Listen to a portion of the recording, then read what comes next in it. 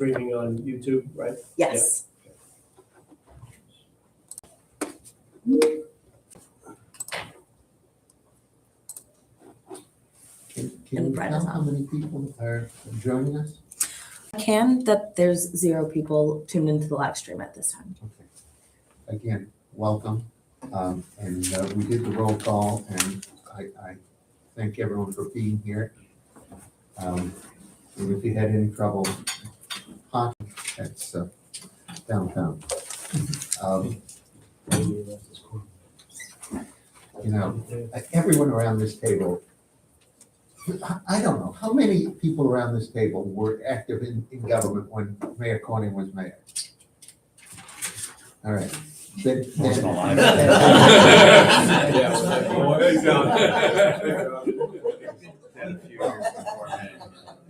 Mike, but you know the story. Mayor Corning was very clear about this and plowed. Yes. I know the story. Take it away. I've had to be a quick study on this. There are a lot of stories. Let us move to the committee report and the governance report. Laura. Yep, so the governance committee met this morning and reviewed our mission statement, our performance results, board member training, and the eval forms. And we are in good standing. So Tom, what do we need to do? So there's a resolution coming to the board under item 4 that received a positive recommendation from the governance committee. That's resolution number 1, and it's on page, thank you, page 3 of the package. Are there any questions about this resolution? Is there a motion to approve it? Motion. Second. All in favor? Aye. Is there anyone opposed? Thank you. Thank you, Laura. And then finally, there's the next resolution is policies. Some of the policies that we put in place require an annual review and approval by the board. What you have in front of you is 3 of those policies that are attached to the package. The procurement guidelines, there are some minor, what I would call minor revisions that we've updated under the law. So those are redlined for you. I don't see any of them as very substantive.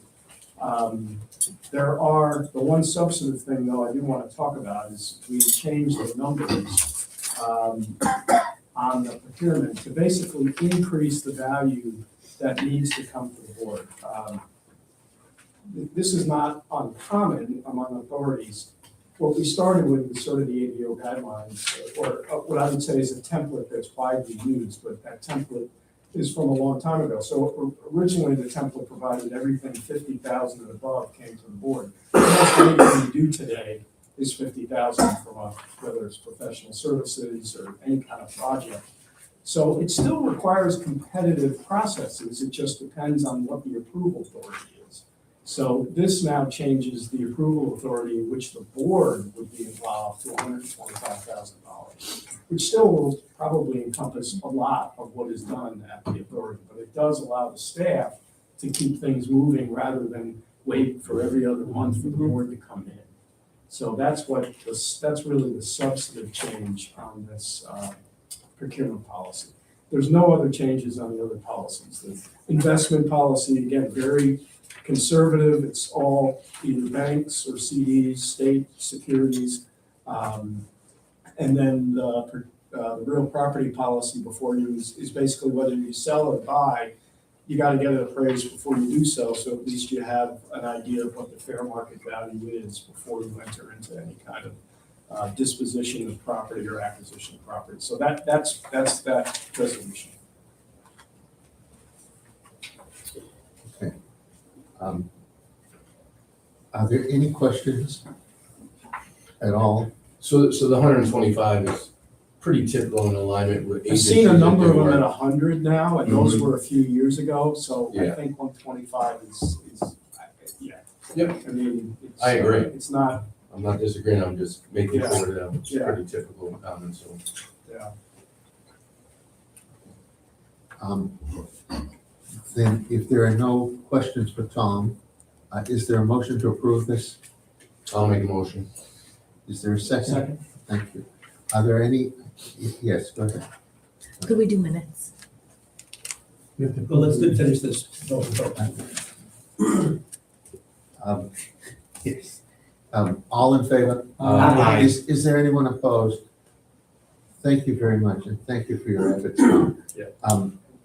And as I've been chastised, I will go back to at the first item, which was the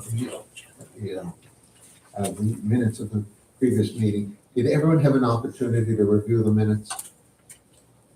Okay. Are there any, well, is there a motion to approve? And I'll second. It's a very quiet group today. In a second. So now I'll ask for any other comments or questions. All in favor? Aye. Is there anyone opposed? Thank you.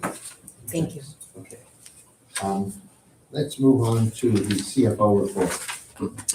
Good morning, everyone. In your packet are the draft December 2025 financials. These are in draft form due to us being in the middle of the audit, so there will be some changes before the final 2025 financials. So on page 29 of your packet, I'll go over the budget versus actuals for 2025. Total revenue was $6 million versus a budgeted amount of $2.4 million. This was 3.7 million over budget. This is due to a lot of the grant income we received, ARPA, Arts and Culture, and Stage.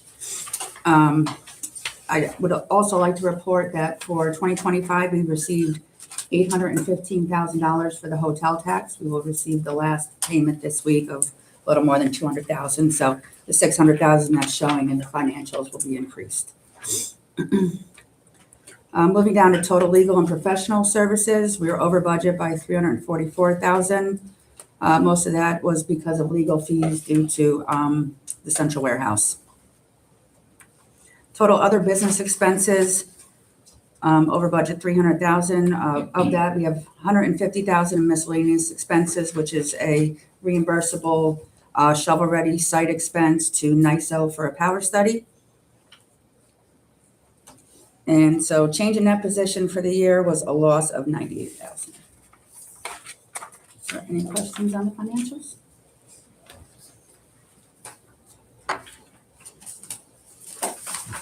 We're in draft. Do you anticipate that changing much? I don't think so. Some minor changes, some reclasses, but there were things that come in after, in January that, yep. So hopefully for the good. Yeah. And in the calendar year 2026, we're going to have some additional revenue from the Airbnb Correct. situation. I assume they figured out how you track of all of that.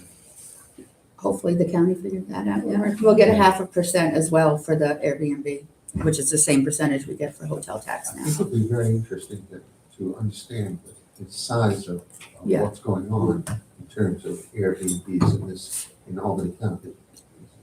Where I go in New Hampshire, there's huge controversy about the enormous growth of Airbnbs at the expense of a lot of the old local facilities. Yeah. So anyways, I hope you get a lot of money. It's up to our management team to figure out how to expand this, not necessarily in hotel and tax, but I hope copying what Metroplex does in Schenectady in terms of lobbying for a small percentage of the sales tax. Anyways, are there any questions about this?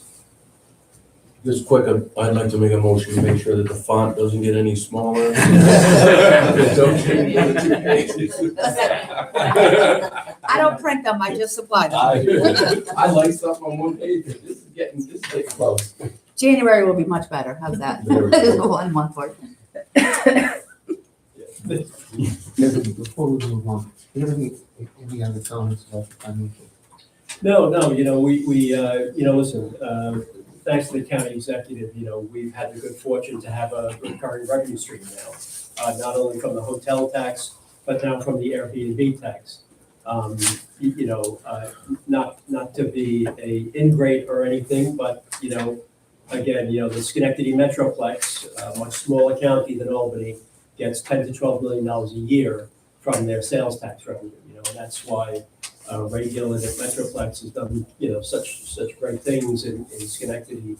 And, who knows, maybe someday we'll get to be something more along those lines, but for right now, this is great. This really kind of keeps the admin function strong and robust and enables us to do everything else we do. So, thank you. So,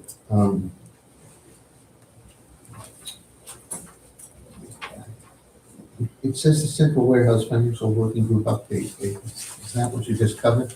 No, I'm gonna do, first is the audit update, I'm just gonna do a quick audit. So the audit began on January 7th, we've been uploading files to the portal. Maybe Bonadeo, just remind everybody, that's Kevin Testo at Bonadeo. Bonadeo, yep. So we're working through that. Bonadeo has assured me they'll be ready for the March meeting with the financials. An audit complete, and then we will begin also work on Paris, so that as soon as the board approves the audit in March, we can push the button to finalize all the Paris reports due by March 31st. And then a quick update on the Central Warehouse Financial Working Group. Once a month, we have a call with ourselves, Gramercy, the county, and ESD to go over any questions on the requisitions that Gramercy has started to give to us for payment. Year to date, we have approved and paid one requisition for work completed through October for roughly $1.2 million. Yesterday, I received the second requisition, which gets us through 2025 December for another $450,000. So we'll continue to work with ESD and the county and make sure that Gramercy supplying the correct backup for reimbursement. And Amy, how do we get reimbursed? We submit the requisition, we submit payment, and then we get payment back from the state? We don't, well, the first funds that we will be spending are the ARPA funds. So we only have through 2026 to spend those funds or we lose them. So the first $3 million will come out of ARPA funds that will be given to us by the county, and then the remainder will come from ESD. But it all is, Alan, reimbursable. The money coming from the state, the majority of it anyway, is a program called Restore New York. And that program typically doesn't pay any money out until the project is completely finished. But given the nature of the central warehouse, ESD was great about that and agreed to pay us on a quarterly basis. So we will reimburse our contractors once we start using the Restore money on a quarterly basis for expenses they've already incurred. That's great, because ESD is not known for. No. And I'll tell you, that's exactly why Amy convened this group, just to get all these issues out on the table, get everybody on the same page, so everybody knows what information has to be submitted, in what format it has to be submitted, and ESD is participating, so there should be no wrinkles in claims. But this is complicated stuff because we've got to outline, the MWBE requirements, assure that we're, show them how we're using prevailing wage, and so on and so forth. So it's not a simple process. It's complicated by nature, but I think the legwork that Amy's done on this committee will help smooth the path a little bit. But also transparency, which is obviously going to be important. Right, because it sounds like you've heard the same thing that I. There have been nightmarish situations with others trying to draw some of these monies down and just didn't know what they were supposed to submit, and they submitted, and long delays between submission and payment, and it generates cash flow issues for the contractors, and but I think we're on a good firm path here. Dave Riley, the county's director of finance and budget, participates in this, so it's everybody's hopefully moving in the same direction. So Gramercy's on board with how the draw schedule's gonna work? Yes, they are. Yes. And they've done, Rich, they've done work with ESD in the past, Yeah. both them and this engineering firm, Lee Rowe. Both have done work with them, so they're a little bit familiar with it, but still, it's complicated. Sure. And what's the payment time frame from the ESD? Probably, is it 90 days, 120 days? Well, I'm not sure about that. I don't think it's that long. Once we submit the first one, I think the Yeah, well- county's gonna submit to ESD. So, yeah, and that's a good point, because this is a little convoluted. The money goes from ESD to the county to us to the contractor. Not ideal, but it's just the way it is. I think we gotta employ somebody. Right. What did he, I said we gotta employ somebody. yes, We gotta make sure. Just trying to help out.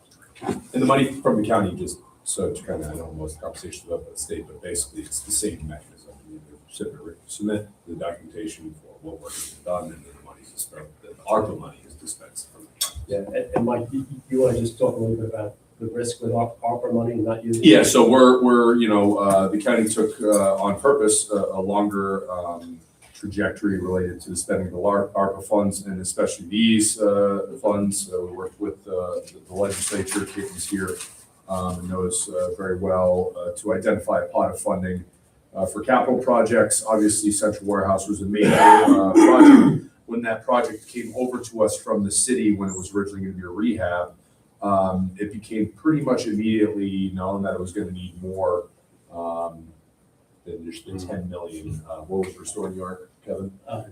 11 and a half, yeah. So when the bids came in, we just identified that money right off the rip, and some of the risk associated with some of the delays that had been occurring, which were many times well out of our control, was that if this money isn't actually expended by the end of 2026, it actually goes back to the federal government. So that's why we front loaded and asked to front load that ARPA money before we begin hitting the grant from the state to get that money out of our coffers, make sure it's utilized. And frankly, I don't think there's many people in the capital region who could think of a better purpose. Yeah. And it will be expensed in 2026. Yeah. Yes, it should be done by mid-year. yeah, we're hoping second quarter that ARPA will all be used. and because we had to defend the decision that this board voted on, the recommendation to use the contractors, there was additional expense. Can you identify exactly what that was? I don't have the exact, let me check. It doesn't, if you don't need to do it today, but if Yeah. you're interested to understand what that delay in the litigation cost us.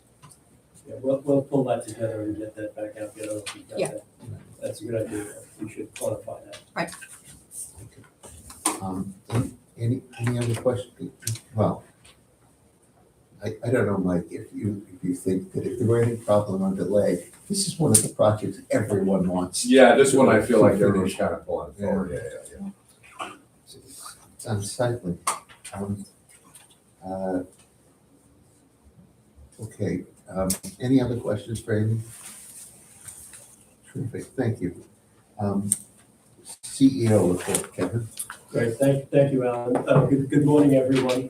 Let me first start out with, as we mentioned in past meetings, it seems time to do a refresh of the county strategic plan.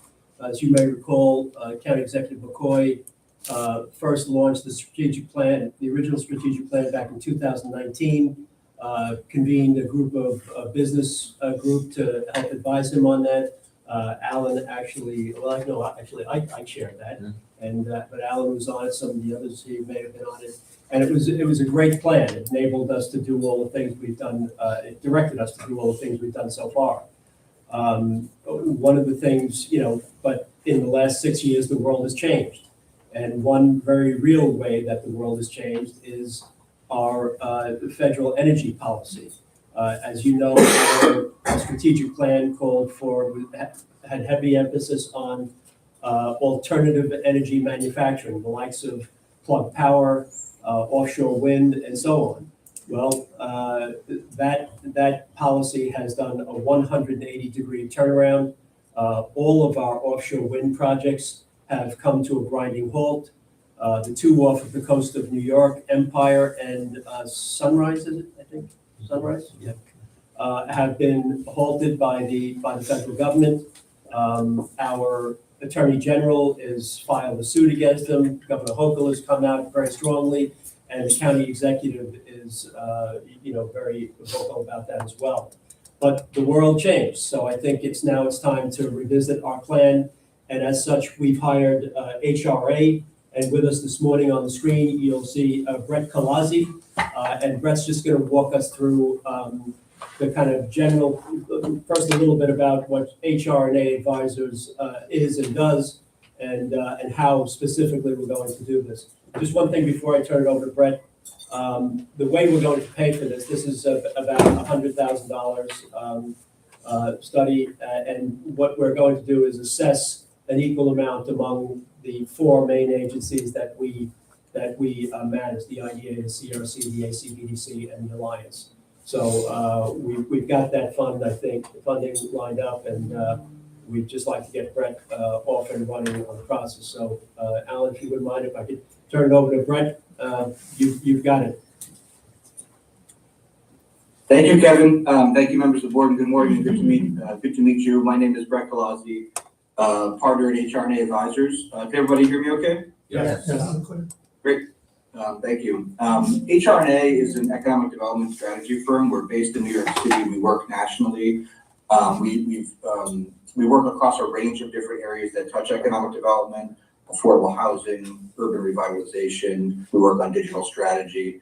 Most recently, I've personally been working in the capital region and across upstate New York with Empire State Development on industry attraction efforts related to semiconductors, the Go Semi initiative, working with New York Creates on thinking about how to increase innovation activity in Albany and the general capital region, as well as working on thinking about workforce development and ways of training the talent that's needed to fill the jobs that are coming to the region and across the state.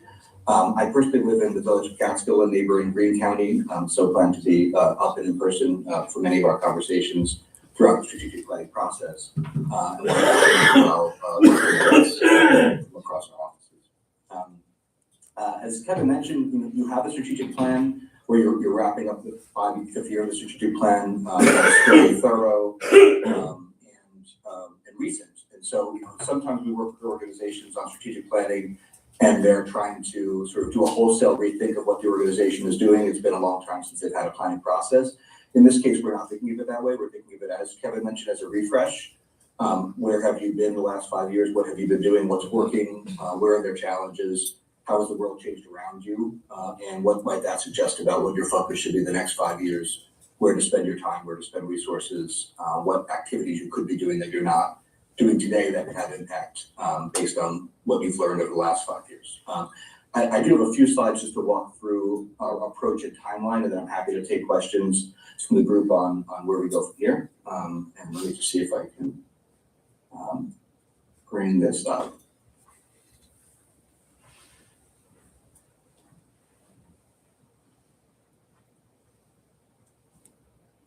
Great, can everyone see the screen?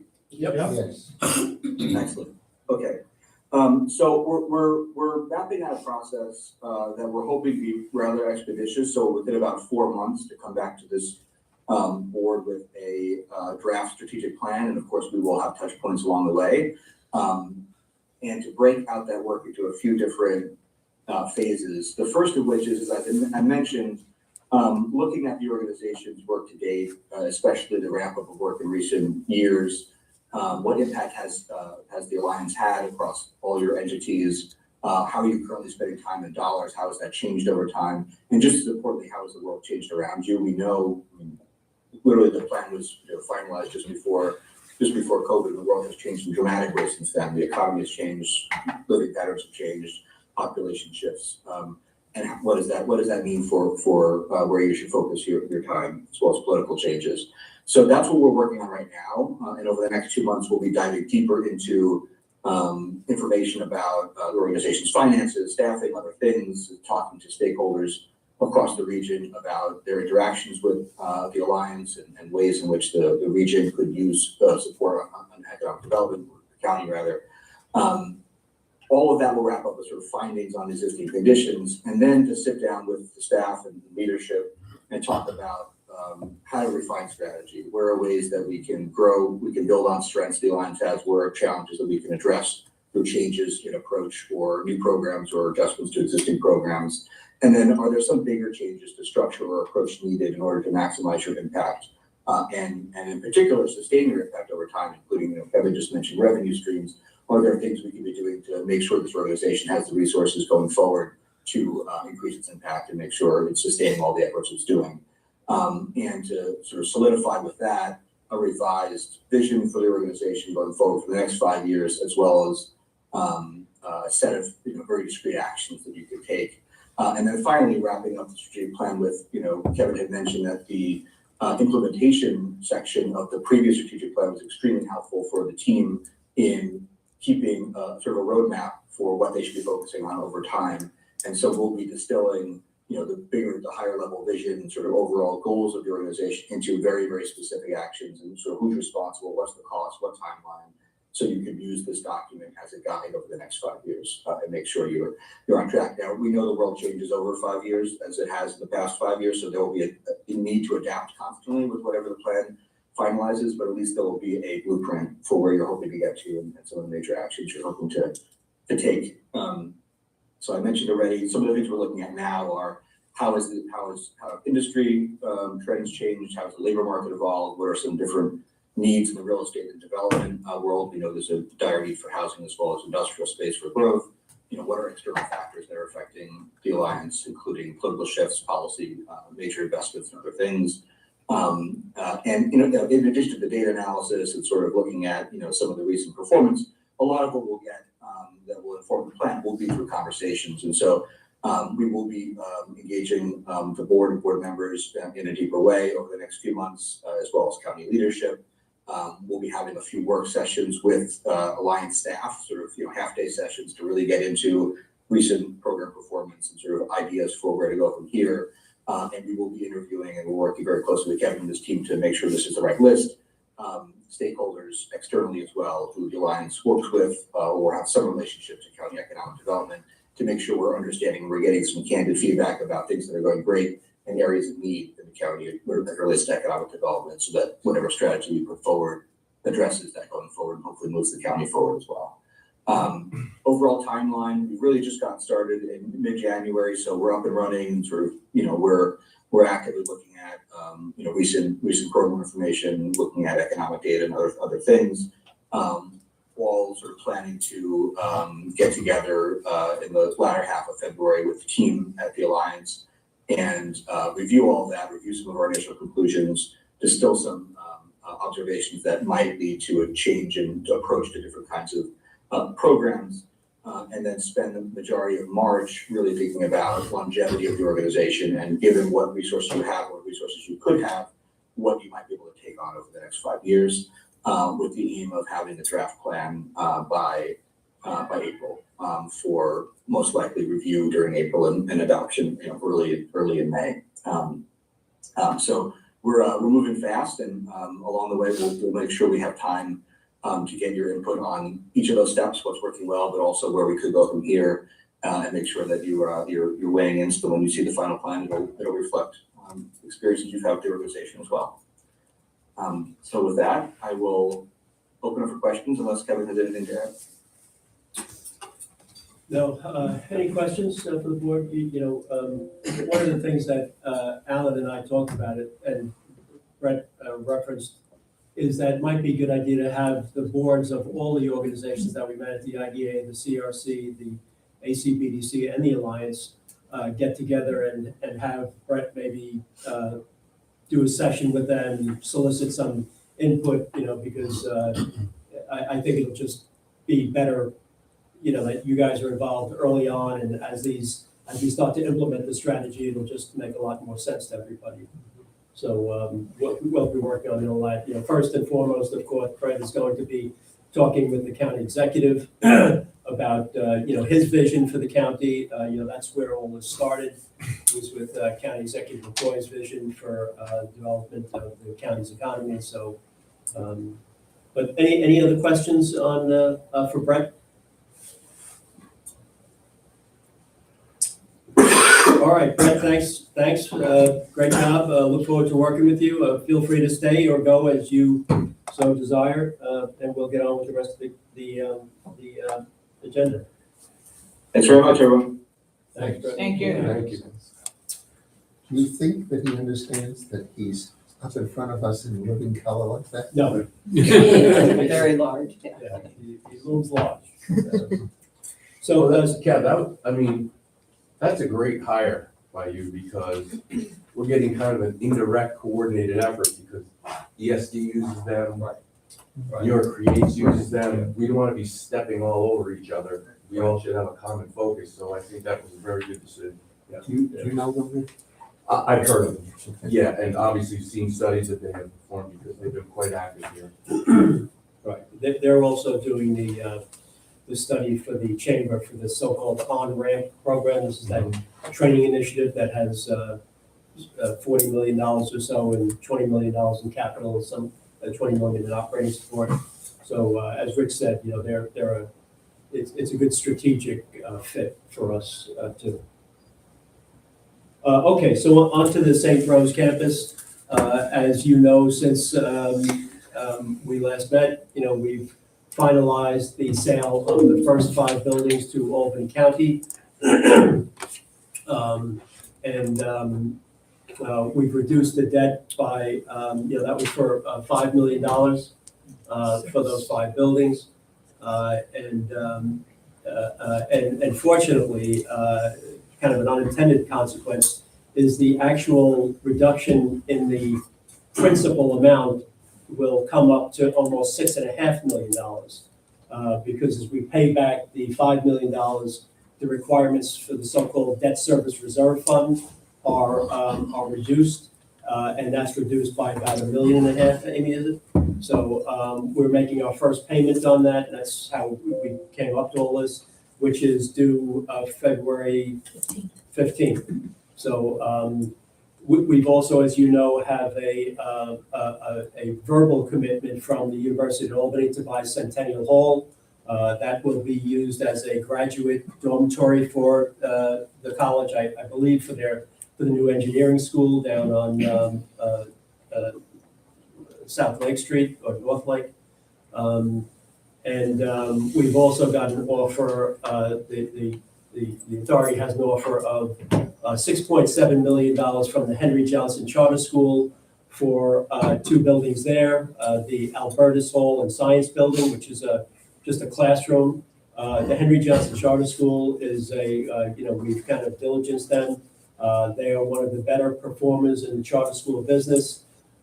They right now have 300 students in the K through, I think, fourth grade. And with this purchase, they would expand their student population from K to 8. So, that's all underway. We have to issue, as you may be familiar, the so-called 90-day statement. Since these are not competitively bid, any negotiated sales are subject to this condition that public authorities are, that we have to give a 90-day notice, which states the prospective purchaser, the amount that they're willing to pay, the appraised value, and some of the details about the transaction. That's got to be submitted to various state officials, and that's underway, as well as there is one for Centennial Hall also. We do have some very real interest for some of the other buildings on campus, none of which are at the stage that I can discuss yet, but things are looking pretty good. The other really positive note, and this sometimes gets lost in the sauce here. We all know that this campus, the best thing that can happen to this campus is to have people there, to have live bodies coming and going, and the county's presence there has done exactly that.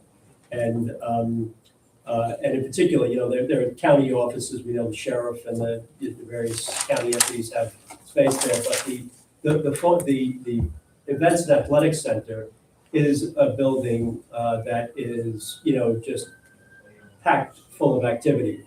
The county is offering free classes in a number of areas, Pilates, Zumba, pickleball, yoga, all these things, Don't forget basketball. chair yoga, What? chair yoga, Chair yoga.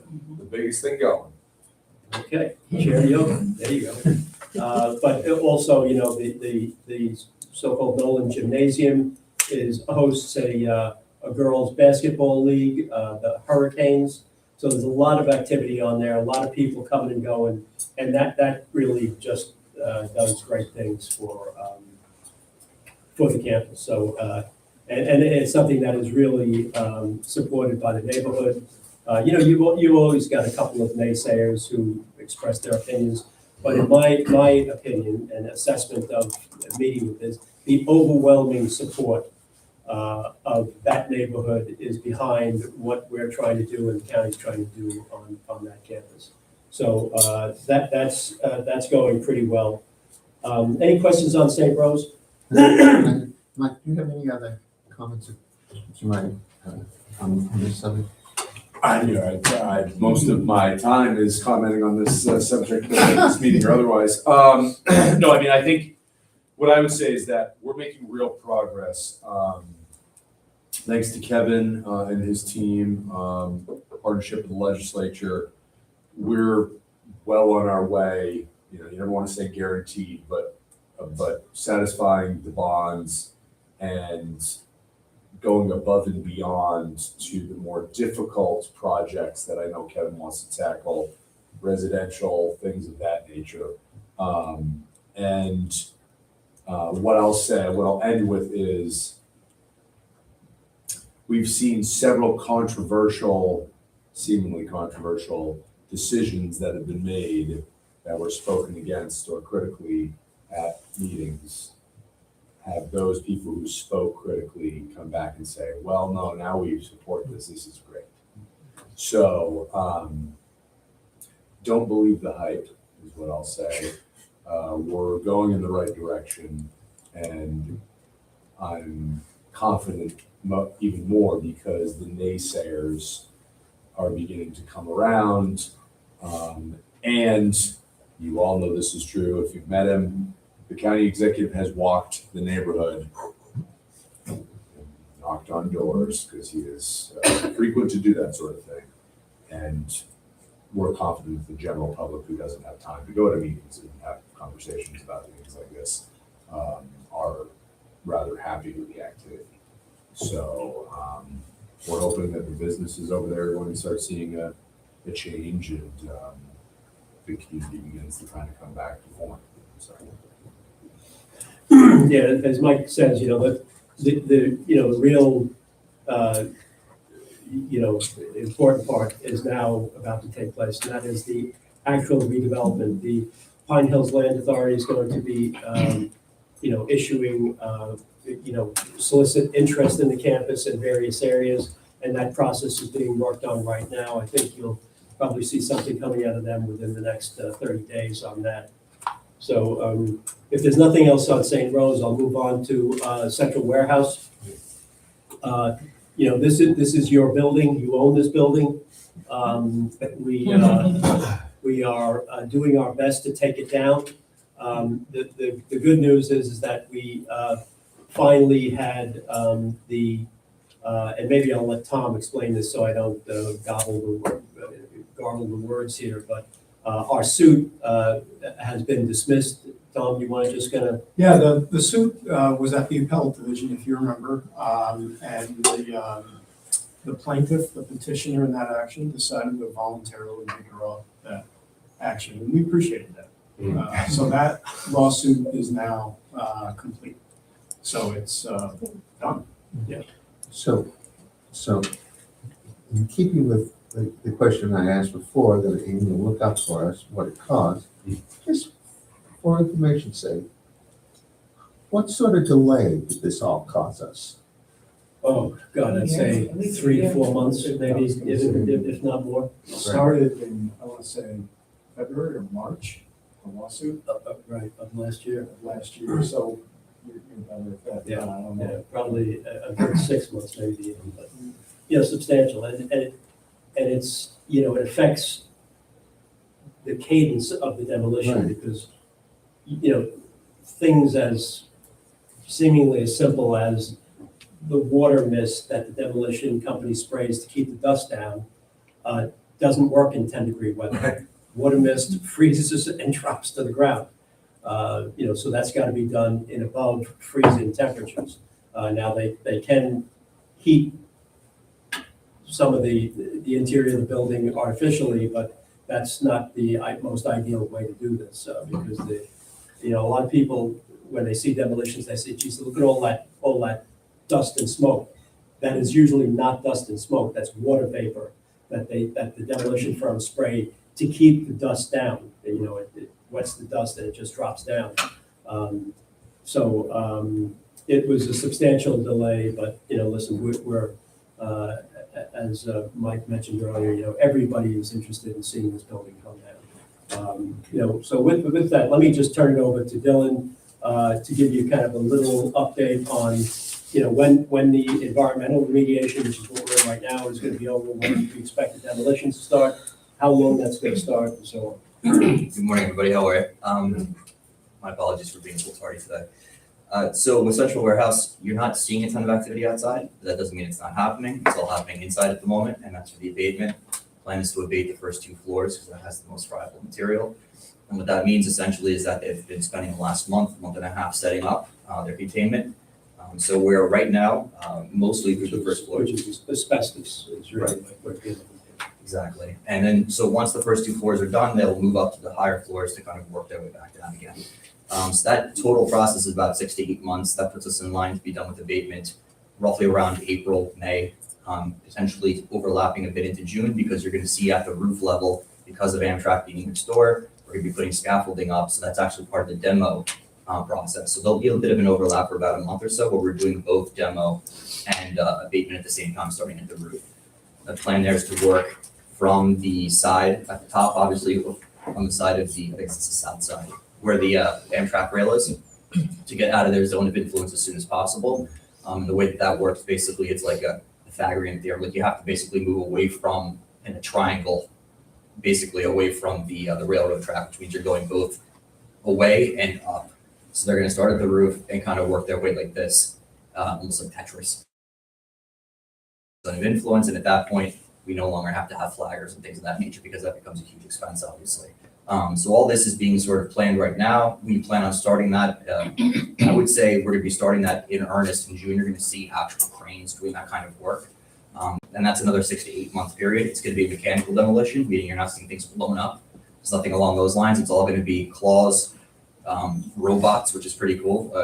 That basically are autonomous saws that kind of work and cut up the concrete floors, which are really thick and really deep.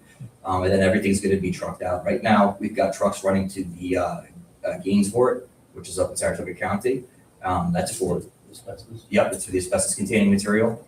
And then the non-asbestos containing material goes to the Dunn Memorial in Rensselaer. So you're going to see all of this project happening till about, it should go to about the end of the year next year, potentially going into the very beginning of the following year, so 27, but we should be all done at the latest by January, February of next year. So about a year from now. And then we've got a clear site to start working on. Any questions on Central Warehouse? This is a project that's being closely monitored by the Department of Labor. As you know, Rich, I know you've been through this, that the Department of Labor manages the whole asbestos abatement project process. So we've had them on site 4 times so far now, and everything's good so far. We will be holding another public hearing in February, we're just working on the exact date right now. Right. So we've been holding them at the American Legion post up in North Albany, and for area businesses and residents to get an update on what's going on there. So as they see and hear things, they don't jump to the wrong conclusion. There are going to be some issues there. We are going to have to shut down roads. There is one business directly across the street that will have some access issues, but we're working with the city to give them alternative access into their site. Is that the cannabis business? Yes, it is. And, but they're pretty laid back, you know? They probably won't cause you any problems. Depends on the strain. Our contractors have been in constant communication with them. But, as Dylan said, this will give us a site in that part of the city that, is open to various development, proposals, whether it be waterfront, housing, tourism, or some combination, of it. But one thing that's undeniable, it will significantly improve the skyline of our city. Kevin, there's already been social media posts by folks who are interested in developing the Lock 1 revitalization. Oh, yeah. They've already started posting that about in advance of the Right. Oh, yeah. Yeah, for those of you who don't know, Smart, the being proactive. Oh, they're proactive. supposedly, the historic Lock 1 of the Erie Canal is right underneath an adjacent piece of property to the warehouse. And in other parts of the state, I believe it was Syracuse, they've excavated the lock there, and it's a pretty, sizable, significant structure. It's, stone and it's pretty deep. You think about it, it's a lock, so that means water had to fill up and boats had to go through it. And those things tend to be, tourism attractions for people who, that in itself might generate some retail activity, tourism, overnight lodging, housing, but, we'll be dealing with that as we get on. The other thing that's going on there at the same time is the Livingston Avenue Bridge. Livingston Avenue Bridge is being rebuilt. That's the bridge that Amtrak comes over and goes right past our building. And they're doing it the same way they did the Tappan Zee Bridge to the Mario Cuomo Bridge. They're building an alternate bridge right next door, right alongside of it, and then afterwards they'll demolish the existing bridge. So there'll be a lot of activity down there for the next couple of years, and but again, a great development site. We've been talking to the folks at the state, and Mike has been meeting with them on a pretty regular basis. The so-called CAP initiative that Governor Hochul is doing for downtown, this $200 million fund. So, we'll see what happens with that as well, about the redevelopment of the site. So with that, any other questions on Central Warehouse? Or is, okay. So now I'd like to turn it over to Clayton Besh to give us an update on the Altech Steel site. As you know, and I apologize for being a broken record here, single best industrial site in our county, abundance of power, water, sewer, rail, a little challenged on the transportation, but we're undergoing a process that Clayton is working on for the completion of a generic environmental impact statement. Clayton? Thank you, Kevin. Thank you, board members. Discussing Altech site. Regarding the scheduling of the transfer of the ownership of the Altech site from the county to the IDA and then to an LLC, it will be triggered when the Colony Town taxes for 2026 are issued sometime in early February. These will be the last of the site's delinquent taxes, which the county will take responsibility for. Once the property has been transferred to the IDA, it will be held tax-free until it's returned to the market. In other news, as Kevin mentioned, we making progress with the DEC. It's going to release the 60% version of their site management plan, and that is the idea is they're running through the process. They're introducing it to DEC and the EPA, and then we'll be able to tell us roughly outline what requirements are for excavation, clean energy, clean soil capping that will make the site available for marketing. We're expecting the final plan to be available sometime this summer. And given that the National Grid's customer load assessment identified access of up to 60 megawatts of power, we're working with NISO to start a system impact study for the Altec to determine that the regional power infrastructure can manage the demand that the facility would require. And our big news is that we've been awarded a $500,000 matching Fast New York grant from New York State's ESD to help pay for these pre-development shovel-ready programs like the GEIS and this energy infrastructure evaluation and design projects. Are there any questions? We're making progress. That will be, we've dedicated $1 million fund from the, ironically, the Altec Loan Fund that is run by the ACBDC. So they put up $1 million for us to do site prepared work. So we're going to match it with those funds and draw down the 500 from the ESD. There is another fund out there that's been created. And Sandy, you want to just give everybody a little update on the so-called Power Up?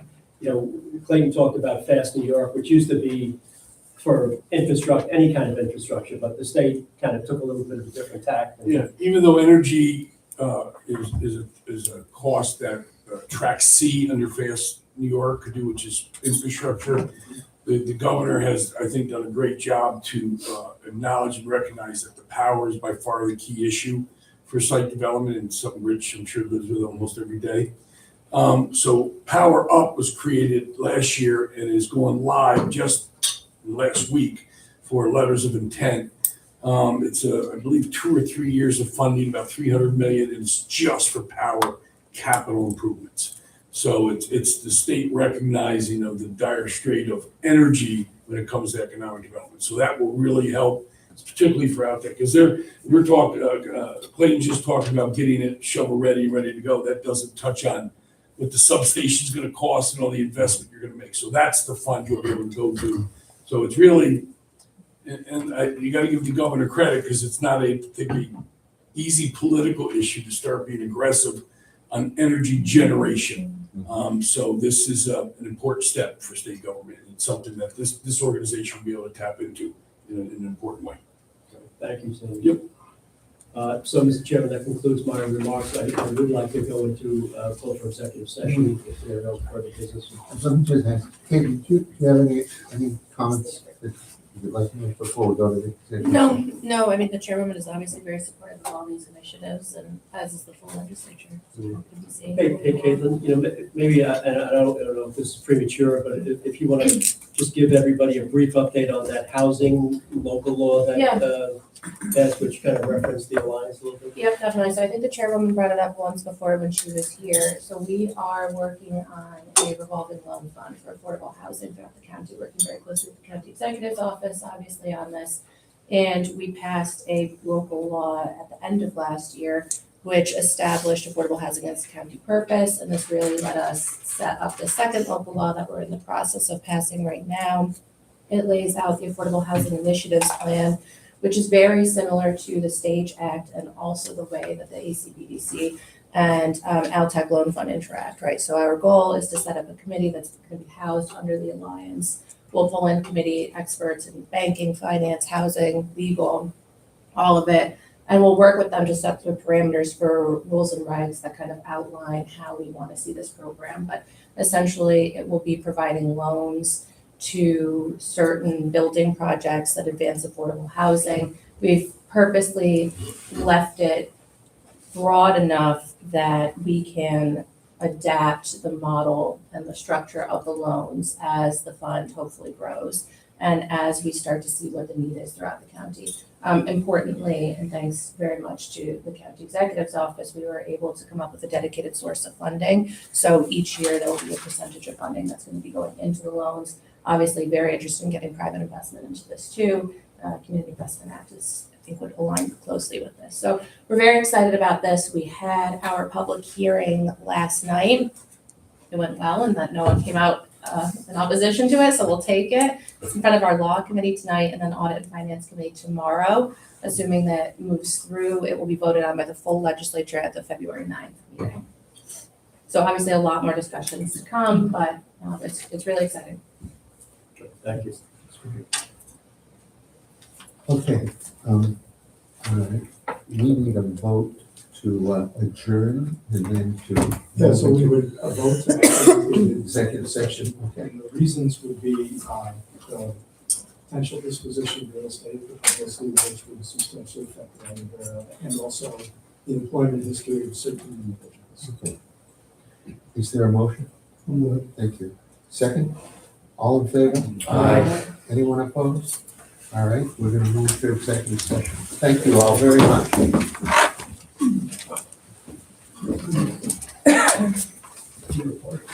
Yeah, left going on.